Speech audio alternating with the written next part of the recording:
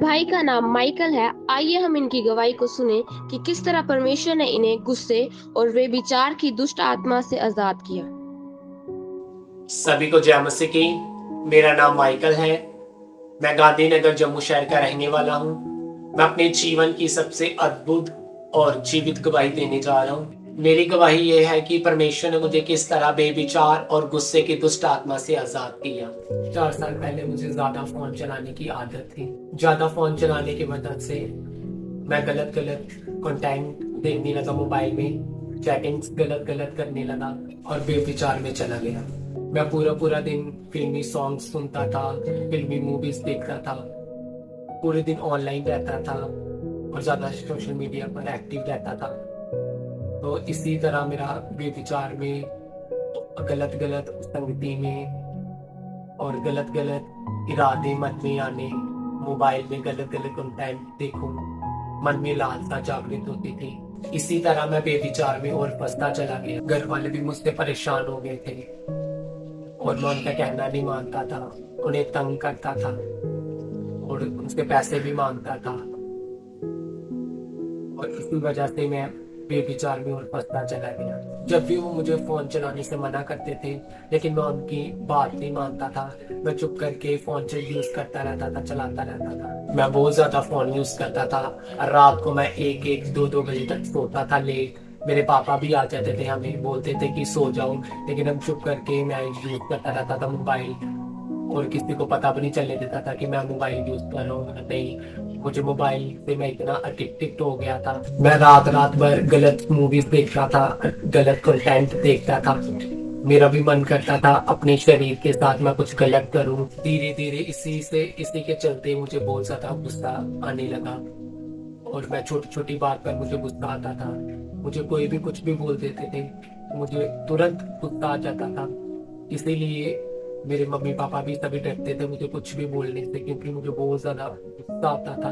इतना ज्यादा कि गुस्सा मुझे आ जाता था, फिर मैं घर का सामान भी उठा उठा कर फेंकता होता था। और मेरे दोस्त भी और हमारे रिलेटिव्स भी मुझसे डरते थे कि इन्हें गुस्सा ना आ जाए, क्योंकि मुझे तुरंत गुस्सा आ जाता था कि हम इससे कुछ बोल ना दे तो ये हमारे ऊपर ना झटपट हो जाए, पूरा हमारे ऊपर कि भड़क उठे, बोले हमें कि क्या है इस बात पर।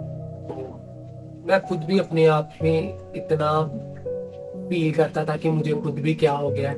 मेरा मन अंदर से नहीं था, लेकिन मुझे खुद भी पता नहीं चलता था कि गुस्सा कहाँ से आ जाता है। तो हर एक बात पर मैंने छोटी छोटी बात पे भी गुस्सा करना, अपने भाइयों के साथ भी जिद करनी, मम्मी पापा के साथ भी जिद करनी कि आपने इनको दिया, मुझे भी इतना दो, मुझे ज्यादा दो। मेरे पेरेंट्स इतने परेशान हो गए थे मेरी वजह से, इसको क्या हो गया है, इसको गुस्सा इतना क्यों आता है। इसी के चलते मेरे और मेरे ब्रदर की एक बार बहुत ज्यादा लड़ाई हो गई और लड़ाई इतनी बढ़ गई कि मार पीट तक ये लड़ाई चलेगी। इतना मेरे और मेरे ब्रदर के बीच में झगड़ा होगा, हमने एक दूसरे को इतना मारा, हमें सभी पकड़ रहे थे लेकिन हम एक दूसरे को छोड़ ही नहीं देते। इतना एक दूसरे को पूरी पूरी इतना मैं बता नहीं सकता किस तरह हमने एक दूसरे को मारा। इतनी ज्यादा लड़ाई हुई। लड़ाई के चलते चलते हमारे फिर सारे रिलेटिव्स पड़ोसी सभी इकट्ठे हो गए कि इनके घर में क्या हो गया, ये क्यों झगड़ा कर रहे हैं। तो इसी के चलते फिर सभी रिलेटिव्स भी इकट्ठे हुए, तुम क्यों झगड़ा करते हो, आपस में प्यार के साथ रहा करो। मुझे इतना गुस्सा आता था कि मैं गुस्से पर कंट्रोल ही नहीं कर पाता था पूरा, इतना ज्यादा कि इन्होंने ये बात मुझे बोली और बोली क्यों। उस लड़ाई के चलते हम अपने रिलेटिव के घर में चले गए। मेरी मम्मा हमारे रिलेटिव के घर में ले गई कि वो हमारे जो रिलेटिव्स हैं वो बड़े हैं, वो इन्हें समझाएंगे। लेकिन मैं भी उनकी बात सुनकर हाँ ठीक है, क्या इनकी सुननी है, ऐसे इग्नोर मार कर अपने घर में वापिस आ गया गुस्से के साथ। क्योंकि मुझे अच्छा नहीं लगता था कि क्या कोई मुझे क्यों बात करे, मैं क्यों इनकी सुनूं। मैं अपनी लाइफ में खुद ही खुश रहना चाहता था, लेकिन गुस्से की वजह से मैं वो रिलेटिव्स के घर से निकलकर अपने घर में आ गया। और घर में आकर हमारे घर में कोई भी नहीं था, तो मैंने अपने पूरा डोर्स को बंद किया, तो अपना टेबल आगे सारा किया पूरी अपनी, और फैन के साथ मैंने रस्सी को बांधा और अपने आप को मैंने खुद खुशी करने की कोशिश की। आत्महत्या मैंने अपने आप को पूरा रस्सी के साथ बांध लिया, लेकिन मेरे पेरेंट्स और हमारे रिलेटिव्स घर में वापिस हमारे भाग कर आए। इसको क्या हो गया, कि भाग कर क्यों घर में गया। और उन्होंने देखा जब दरवाजा खुल नहीं रहा, वो दरवाजे को नॉक कर रहे थे, लेकिन दरवाजा मैं खोल ही नहीं रहा था, दरवाजा बंद था। मैंने अब पूरे अपने आप में रस्सी बांध ली हुई थी, अपने गले में पूरा लटक गया हुआ था।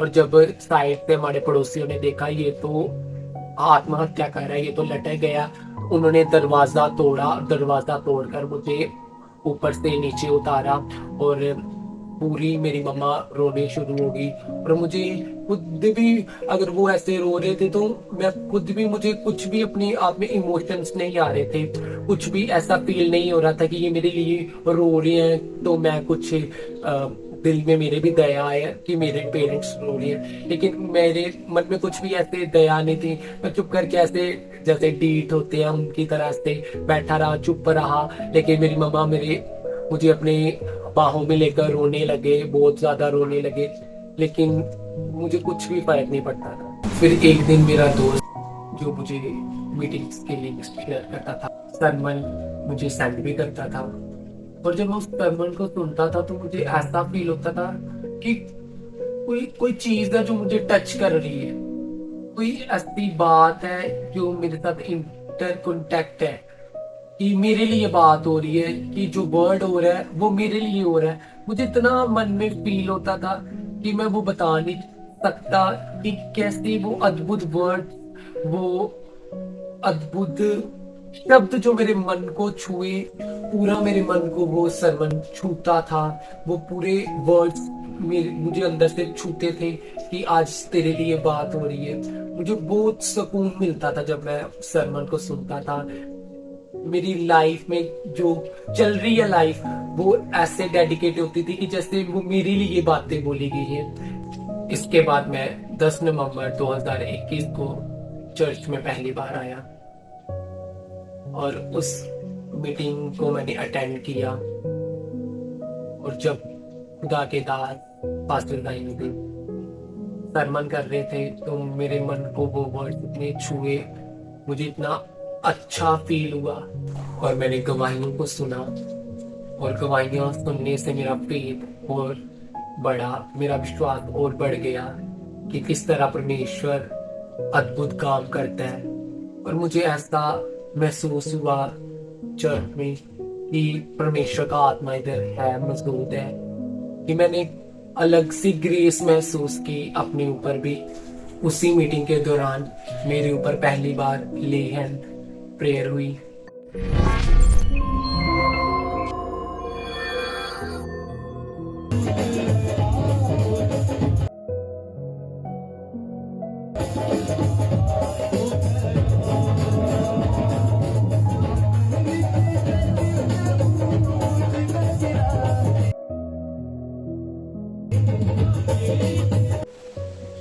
फिर उस ले हैंड के बाद मैंने अपने जीवन में बहुत बड़ा बदलाव को देखा, बहुत बड़े चेंज को देखा। मेरी लाइफ पूरी बिल्कुल चेंज हो चुकी थी, टोटली। मुझे कोई भी गुस्सा नहीं आता था। मैंने महसूस किया कि अब गुस्से का जो दुष्ट आत्मा है वो मेरे अंदर से निकल गया। अब मुझे बिल्कुल भी गुस्सा नहीं आ रहा, मैं उस गुस्से से फ्री हो चुका हूँ। और मेरी लाइफ में जो लोग बोलते थे कि बहुत ज्यादा तेज है, ये ऐसा है वैसा है, अब वो सभी मुझे देखते हैं और बोलते हैं कि नहीं बहुत अच्छा है, आप ठीक है। अब हमारे रिलेटिव से मुझसे कुछ खुश है, प्रसन्न है। कोई भी अगर मुझे कुछ बोलते थे तो मैं उसकी बात पर हंस पड़ता था। जो रिश्तेदार मुझे पहले बुलाना नहीं चाहते थे, अब मुझे पहले वही विश करते हैं, वही जय मसीह की बोलते हैं। और मुझे बहुत ज्यादा अच्छा लगता है कि मैं खुदा की जीवित हजूरी में गया। इसी के साथ मुझे बेविचार की आत्मा से भी आजादी मिली और मैं पूरी तरह फ्री हो गया। और अब मैं कोई भी गलत मूवीज नहीं देखता, गलत चैटिंग नहीं करता, कोई भी गलत कंटेंट नहीं देखता मैं मोबाइल में। मैं पूरी तरह से फ्री हो चुका हूँ बेविचार से भी और गुस्से की स्पिरिट से भी। ले हैंड रिसीव करने के बाद मेरी जो आत्मिक जिंदगी थी उसमें भी बहुत ज्यादा चेंज आया। मेरी प्रेयर लाइफ बढ़ गई। पहले मैं इतनी देर प्रेयर नहीं कर पाता था, मैं कोशिश करता था कि ज्यादा टाइम प्रेयर करूं, लेकिन मेरा बिल्कुल भी मन नहीं करता था। 10-15 मिनट 20 मिनट प्रार्थना की, आधा घंटा, फिर मैं उठ जाता था, ठीक है प्रार्थना कर ली है। लेकिन जब से मैंने ले हैंड को रिसीव किया अपनी जिंदगी में, मेरी जो आत्मिक जिंदगी है वो भी बढ़ गई है, मेरी प्रेयर लाइफ बढ़ गई है, मेरी आत्मिक जिंदगी पूरी तरह चेंज हो गई है। पहले मैं इतना टाइम फास्टिंग भी नहीं रख पाता था, अब मैं फास्टिंग भी रखता हूँ। पहले जो मेरे माता पिता मेरे गुस्से से बहुत ज्यादा नाखुश थे, अप्रसन्न थे कि मेरे बेटे को क्या हो गया, हमारे बेटे को ये ऐसी बातें क्यों करता है। लेकिन अब मेरी जो लाइफ है पूरी चेंज हो चुकी है। मेरे जो पेरेंट्स हैं वो भी अब मुझसे खुश हैं। अब हम पूरा परिवार मिलजुल कर रहते हैं, प्यार के साथ रहते हैं। अब मुझे बेविचार और गुस्से की दुष्ट आत्मा से आजाद हुए 2 साल हो चुके हैं।